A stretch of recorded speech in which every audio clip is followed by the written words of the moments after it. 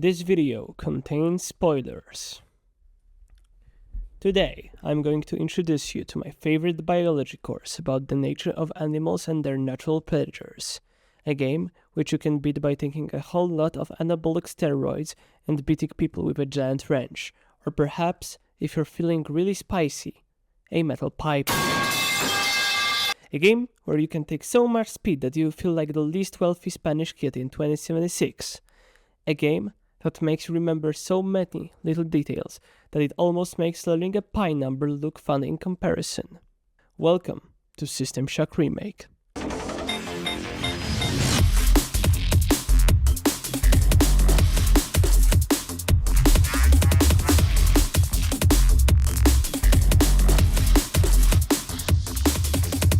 Released in 2023, a remake of cult classic System Shock strives to differentiate itself from the original by not looking like a fucked up BIOS config screen.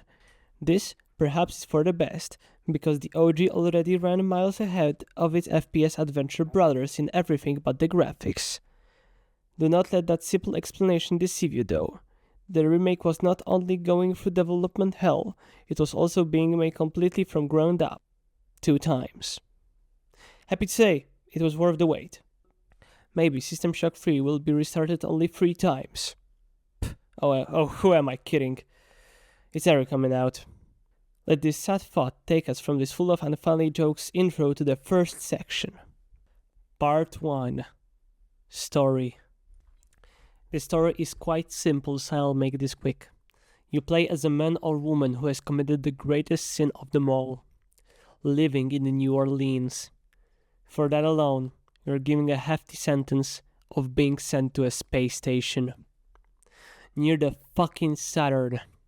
What is this? Some kinda space odyssey? Oh no. Anyways, some champ named Edward Diego sits you in the chair and shows you his really new cool station controlling AI named Shodan. The sheer presence of a New Orleans makes AI lose its motherfucking marbles. With the sight of how vile humanity can be, Shodan begins to think, nah, all of you motherfuckers have to go. This is where our beautiful journey full of sunshine and rainbows begin. Some time passes and you are woken up in a medical bay. Everything seems fine for the most part. Besides the fact that most horrors turn hostile towards humans, and most humans were turned into either flesh-eating monsters or racist cyborgs. Yes, Shodan moved on her plans real quick, and now most or even every human on the station is dead. Now, she decided to extend her genocide to Earth with a giant laser mining drill. She must have installed old episodes of Gurren Lagann while planning. Huge spoilers ahead! While we swiftly destroy her plan of using the drill, it turns out that she has like 3 other backup plans. Plan 1. Drill the Earth with a laser. Plan 2. Send flesh monster virus to the Earth. Plan 3. Send herself to Earth's network. And Plan 4.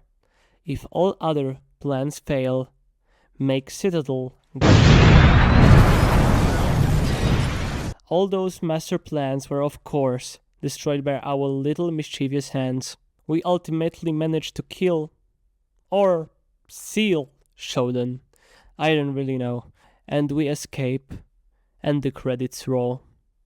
We return to our cozy 2-meter apartment that we have to pay $5,000 of rent and live happily ever after.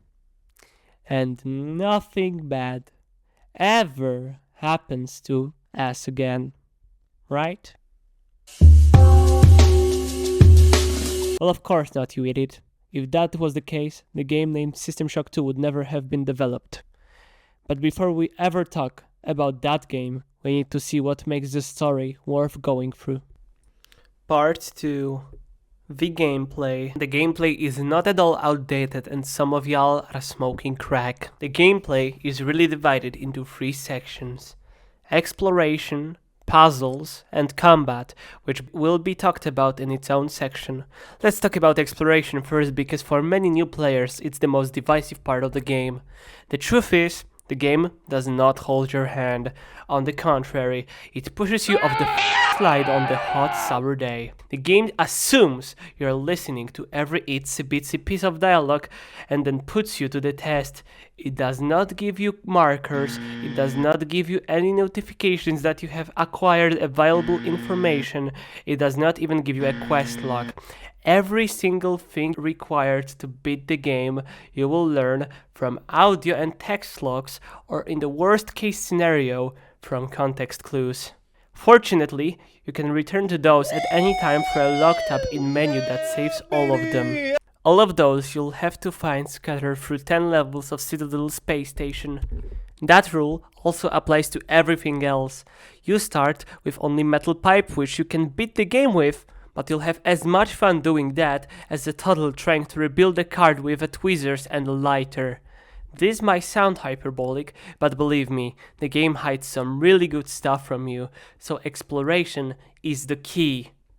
Not only can you find some weapons you wouldn't have found otherwise, but you can also gain access to way stronger weapons really early on.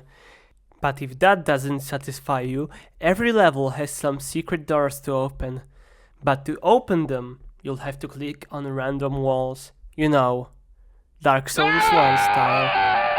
The only thing that indicates that they are there are little outlines which are very hard to spot. Have fun pressing the right mouse button aimlessly.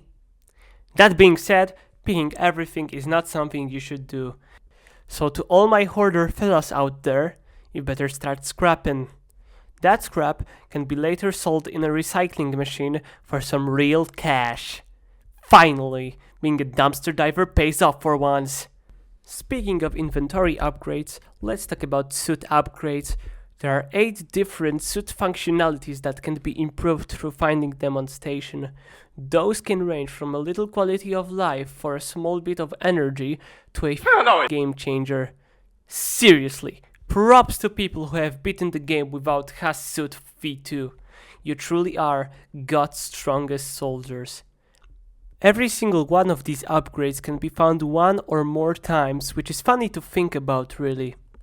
Imagine being a worker, running away from a monster, and suddenly deciding you're going to leave your new rocket-boosted Jordans behind. On every floor, there are cameras and CPU rooms that are responsible for a security level. Basically, the higher the security level, the more minions Shodan will throw at you. It is in your best interest to destroy them ASAP after seeing them. You see that orange beeping son of a, and you give him a good old whack. CPU rooms work the same way. You see them, you destroy them. Quick note though, whenever you destroy all the CPUs on the floor, a red number in the CPU room will appear. Take a note of them and write them down. They will be important later.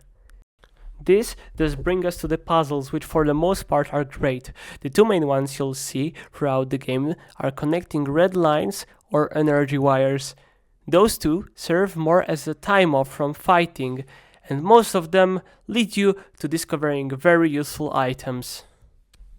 The divisive one is without a doubt a cyberspace, which is a small main minigame where you control a spaceship and have to destroy different parts of cyberweb to open doors on the station.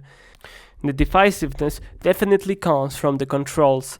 I personally love them, but I can understand why so many people hate them. In those sections, the game abandons x-axis and y-axis.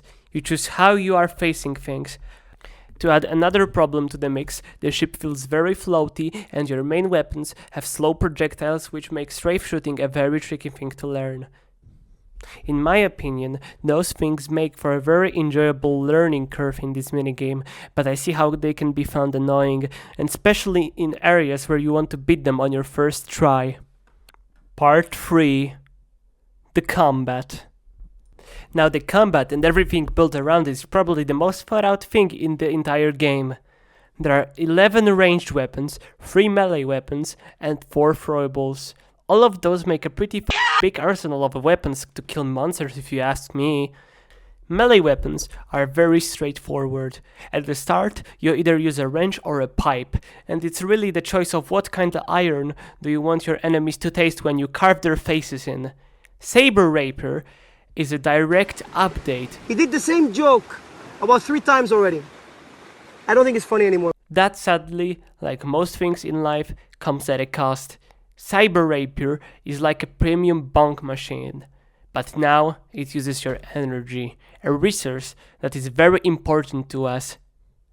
Swinging that thing mindlessly will get you the same result as taking your schlong in a bar.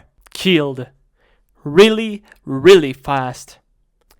So the best advice I can give is you to learn the amount of swings you need to kill an enemy and use it sparingly. You will be better off using your energy on the guns based on it. Speaking of range weapons, those are really fun because they are rarely a direct upgrade. Are you sure about that? Most guns either use different kinds of ammo or energy. The existence of a magnum does not make a light handgun obsolete, which ultimately opens a huge variety of loadouts you can use. I'd recommend having at least one melee weapon with you on all times. The ammo may run out, but your bloodlust will never stop.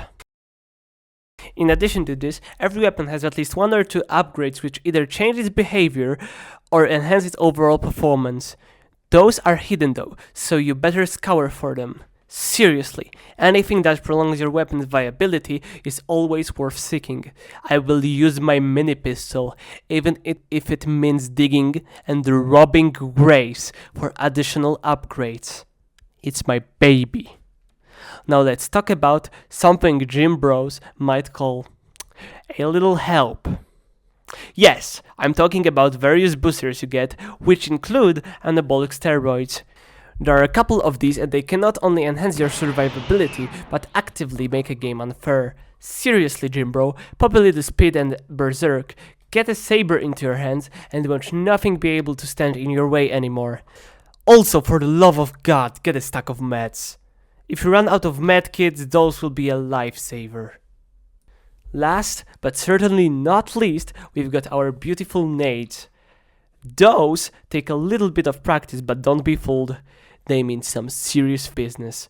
One well-thrown nade might take out multiple enemies, saving you a lot of ammo. Mines are probably my favorite because there is no better feeling than seeing a dumb AI walk either your or even better its own landmines. Truly a sight to behold. Same goes to EMP grenades. There are enemies armored in those bad boys, but one wrong throw and the idiots turn themselves off without my contribution. Now you just have to dust off what is left of them. But seriously, practice timing your throws. I died more times from my own grenades than the enemy's grenades, which basically puts my brain power on an equal to that of an AI from 1993. Part 4. The levels. Levels are mostly unchanged from the OG version, which makes it all the more amazing with how well designed they are. Every floor is crafted in a very logical and well thought out way that it truly left an impression on me. The game studio must have kidnapped some real-life architects and held them at gunpoint to produce them. I know, I seem to decry the level design very hard, but as to everything, there must be exceptions. That here come in a form of 2 levels that left a pretty bad taste in my mouth. I'm of course talking about Beta Grove and the bridge level. Beta Grove has only one small itsy bitsy micro nano issue. It's a total and utter bullshit. Whoever playtested and greenlighted that level should have their game dev license revoked and family offered as a sacrifice to the great eldritch developer, Hideo Kojima. To clarify, groves act as a type of sub-level to executive. They are really small and have constant radiation buildup. Not big enough to be a nuisance, but big enough to be noticeable. You can of course counter this by using anti-radiation drugs, or, if you found it by this point in the game, anti-environment suit version 2 that for some energy tags will minimize the poisoning. Well, not in the Beta Grove. A game about fur exploration shouldn't make you run through its levels like that.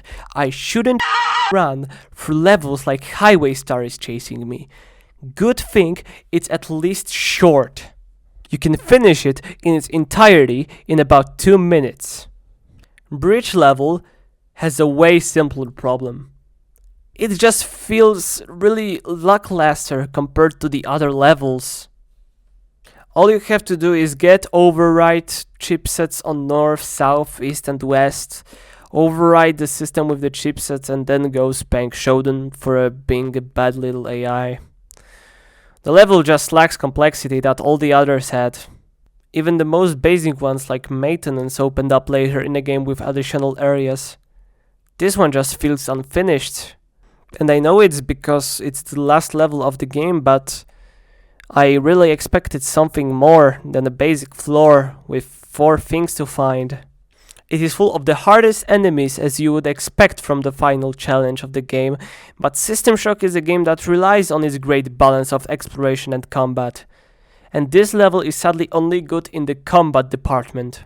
I don't know what's with the shooters from that time suffering with meh last areas, but System Shock did not manage to escape it. Overall, I'd say these two did not manage to lessen my enjoyment of the game. Part 5. The graphics.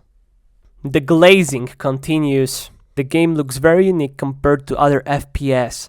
Every environment has been remade and sometimes even reimagined compared to its 1993 counterpart.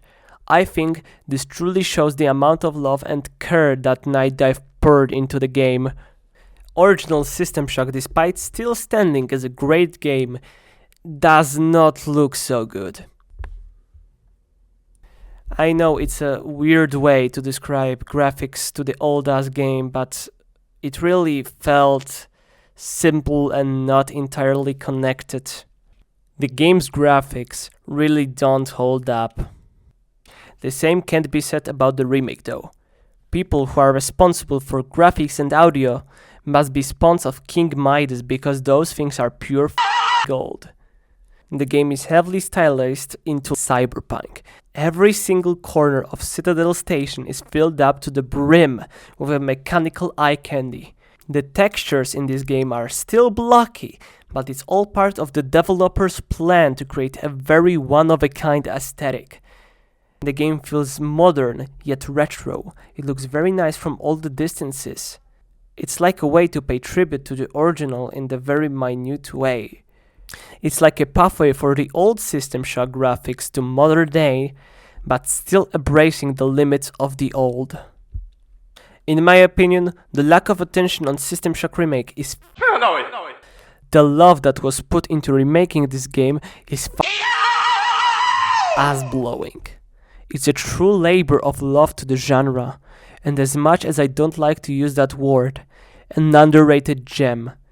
The passion that went into the last minute detail. Joke 3 times, I don't think it's funny anymore. If after this video you feel that you might enjoy yourself, please give it a try. You will not be disappointed. It might seem like I'm degrading this game completely. That's because I am.